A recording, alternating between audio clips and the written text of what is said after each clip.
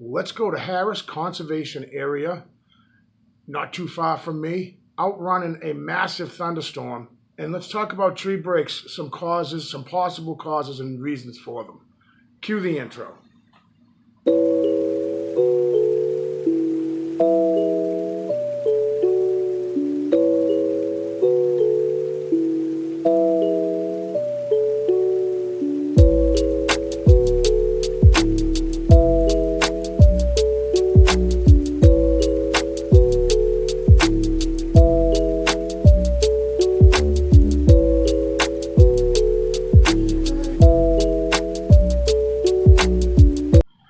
I didn't get to do what I originally had planned to do. I want to do an experiment, and I don't want to catch any flack for it, for what I have. What I'd like to do is an experiment, and that's why I specifically went out today. I picked a pretty isolated area. I saw it on the map. I also looked it up on my All Trails map, and it looked pretty isolated, away from main roads and stuff like that. It was a conservation area, Harris something. I'll show it to you guys. I took a little clip when I was there, and I had this idea to prove something to myself, and that something is sapling breaks, tree breaks. I want to do an experiment and try to break one on my own. Now, I figure I'm the size of a small juvenile Sasquatch, 6'4". I'm about 265. Probably the last few months, I'm probably more like 270, but that would be considered, I guess, maybe a small Bigfoot. And I'm curious if just my height and weight alone, if I would have the ability to, I think I'm going to have to climb up a sapling. See, here's my issue. And the issue is with potentially breaking a tree that's living. I don't want to destroy a tree. There's nothing wrong with it. But I really want to get this out of the way. Somebody's doing it. Somebody is doing it. Why does that screen look really fogged up? It may be just me, but it's really humid right now, and then all of a sudden it just kind of cooled down with the rain starting. But I'm sorry, wicked off topic. So I know that there is kind of a conflict kind of there in my own head about I don't, leave no trace. I'm a firm believer in that. When you go out somewhere, you go out into the woods, and even if it's for a picnic or even if it's a day fishing, you don't leave wrappers behind. You leave nothing behind. No cigarette butts, no Dunkin' Donuts cups, no. This is what I'm drinking right now. Another one of I love iced tea. Nothing. Don't leave anything behind. And talk about making a footprint, so to speak. If I was to go for a hike and climb up a sapling that's, only 3 or 4 inches thick and try to bend the top of it to break it. But, I think all in the name of cryptozoology, right? I mean, I just think, I don't know. I'd like to know some of your thoughts, what you guys think. I can get, I can ask 1,000 of you. My videos usually will get anywhere from 650 to 1,500 views. Some do better than others, but I can gain kind of what you guys may think on what is your opinion. Is that just a stupid idea?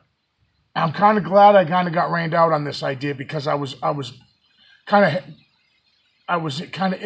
do it. And so I still would like to, but I also want to talk to you guys about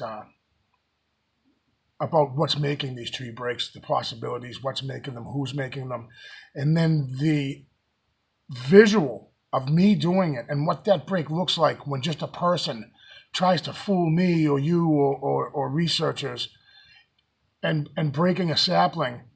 I want to see if it looks different. What does that look like? Is it kind of resemble every other break I've seen. I mean, I'm sure there's no way I could twist it as I break it, but I'm really curious about that. So this is where I went to perform my little my experiment.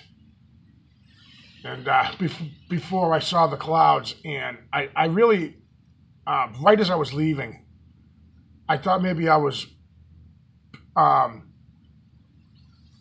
jumping the gun. Like maybe I should have just stayed and hiked for a half an hour. And the view I was getting, really, I just figured I'm going to abandon ship and hightail at exit stage left. And I didn't want to get caught in what's happening outside right now. So check this out. So I'm at this really cool spot. It's called the Harris Center. It's all conservation land, really cool. I went in, talked to, again, very nice woman. There was another woman coming in, dropping off apples and baskets and stuff. Very cool stuff. So I said, oh, I better get going because we might get some rain. And I turn this corner and I look at that sky right there. I have to get on my bike and get the heck out of here because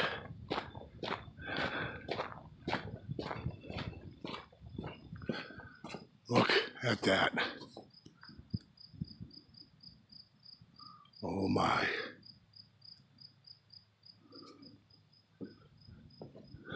Oh man, see it, I have to drive home right in that direction. So I will be back, Harris Center, for conservation and education. I got a bad feeling I'm not going to be able to outrun that. I should have taken a car, is what I should have done.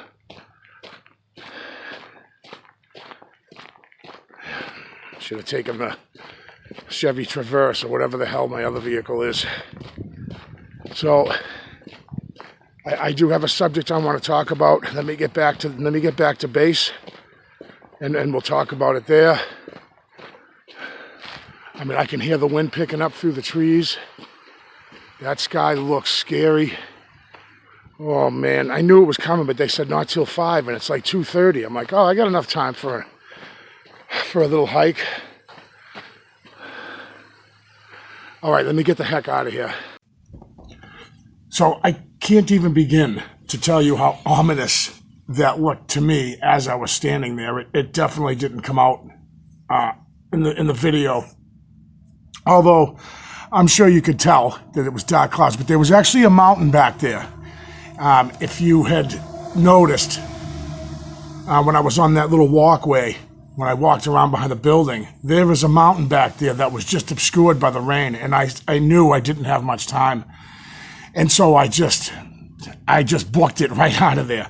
So on the way to this place, I'm without a doubt going back here. This could be the spot that I've been looking for. So for me to get there, I found this place on my All Trails app that's on my phone that tells me all different hiking places in the area.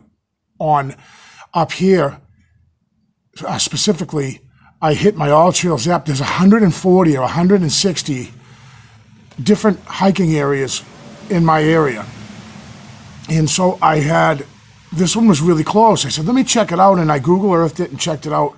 And it's really remote, even though it's only about 15 miles away from me. You go down this major interstate route, then it splits off to like a smaller state road. And then the GPS had me take a right onto just this skinny road with no lines painted on it. Very few houses, really tight road. And then it turns to dirt. And I'm stopped sitting on the bike, and I'm looking up the dirt road, and I'm looking at the GPS to see how much further it is to this Harris place, Harris Conservation Area. And it's telling me it's 1.8 miles or something like that. And I'm thinking, it's not easy to navigate a motorcycle on dirt, but it looked fairly packed down. Nonetheless, it's still a sketchy ride. I said, let's just check it out, right? So I go about about 0.4 of a mile, right? 0.4, 0.5 miles, and it turns back into concrete again. albeit not a very good road. I mean, this was like one of the original roads up here. Like, you know, Moses took this road to school. Like, this road was old. Like, you could just tell. And like a dead giveaway was the name of the road was Old Dublin Road or something like that. And then it turned back into dirt again. And it went straight up a hill. I looked down at my GPS. It said, okay, I had about 0.9 miles to go. I said, I'm already halfway in this here. I'm not going to turn around. So it was dirt all the way up to this Harris area. And on this road, to my left, to my right, I'm seeing all kinds of activity, all kinds of sign. I really wish I could film while I'm riding, but I need both hands, throttle, clutch, whatever. If you don't ride a motorcycle, you need both hands. I can't just film and drive and ride the bike. So maybe when I get my Squatch mobile fixed, or I'll just take my other vehicle and I can film some of this. Maybe next time I go there, which will be soon, I'll take a 4-wheel vehicle. But yeah, that was, I just wanted to show you guys that. So something I found really interesting about that dirt road, in the really just a back country feel to this area, is I could really felt to me, this is my opinion, this was a perfect place, a perfect example of Sasquatch being right on the fringes. So much sign on each side of this road. Close, you know, I would pass a home here and there, sign right close to these homes.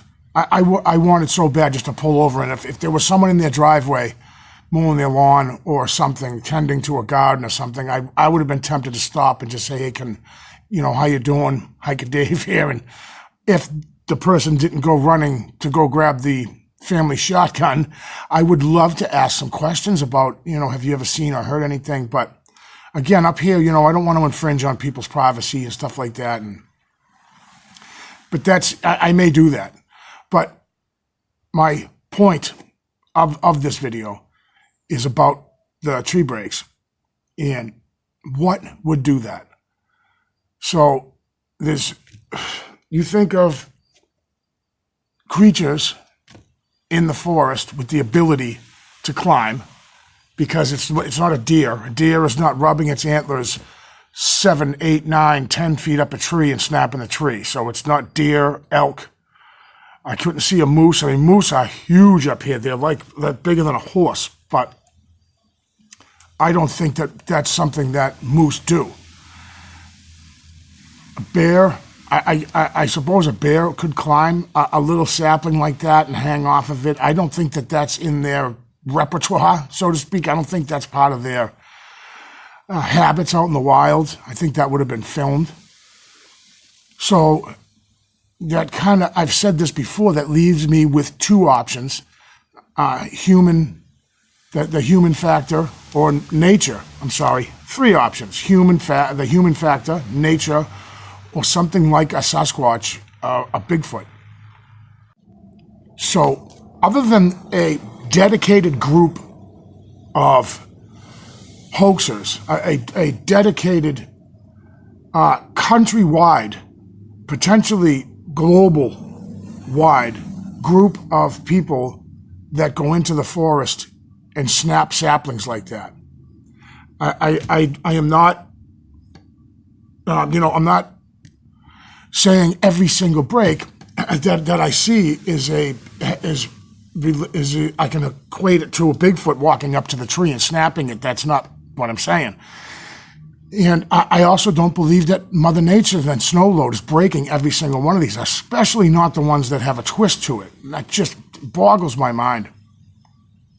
Let me know in the comments. I mean, are you in the camp that believes that these sapling breaks or tree breaks are strictly Mother Nature, nothing else? Or maybe you believe that a combination of Mother Nature and hoaxers are doing something like that. And, and if you believe that, is it possible, do you think, that this could be a way of communication or a travel marker of some sort for Sasquatch, as well as perhaps hoaxers and Mother Nature. Snow load is specifically what I mean. A snow load, a heavy wind, or a combination of both. So that's kind of the reason behind my determination to break one of these saplings, because I want to, for me, in my own mind, to once and for all compare what it looks like for me to break a sapling, if I even can. I want to see the difficulty that's involved in it, and I want to once and for all, really for myself, so I can kind of move on from always thinking to myself, geez, oftentimes I'm on a trail and hey, everybody's walking down a trail, or people just are always, in the woods. It's, people love nature. And is it something where it's all over the country? Or, I've seen these breaks and stuff in Canada and the United Kingdom, in all these different areas, all over the world. I've seen this kind of tree break and stick leans and these little structures and stuff like that. And at least for the sapling breaks or these smaller tree breaks, I can kind of prove that to myself. If it looks just like everything I'm seeing out there, and I can just break a sapling simple enough by maybe shimmying up the sapling, try to get to the top of it and hang down and try to break it. If that break looks just like everything else, then I'm going to have to reevaluate really maybe how I see these things. But, who's not to say that the method on how my theory is that Sasquatch is not climbing up these saplings and hanging off of them and breaking it. I believe it's more of a one hand down low and one hand up high, and just a snap or a twist and a break or something along those lines. I think it has the upper body strength and the muscle to be able to just do that, to even maybe just put a hand up as high as it wants to, or as high as it can. A 7-foot creature like that, or a being like that, could potentially reach up 11 feet or maybe higher and just snap a tree. I just want to see. Maybe it looks exactly the same. I mean, I'm thinking now that just saying it, that it might look exactly the same, and I might prove nothing to myself. But I do want to see how easy something like that could be done. So let me know what you think in the comments, if you could, about that. Is that, it's maybe you think it's a waste of time. I'm breaking a live tree. That's just not right, maybe, right? A lot of you might be thinking that. I don't know. I'm not going to let the comments sway my decision, but I am curious to what some of you think that maybe it's worth just to see, one tree. And I was also thinking maybe if I do that and I snap a sapling, that I may utilize that sapling and clean it up, whittle it down, and make a walking stick out of it, just so it's not going to go to waste. Thank you guys so much for clicking, and I do appreciate you taking your time out to check out the video. I'll definitely see you on the next one.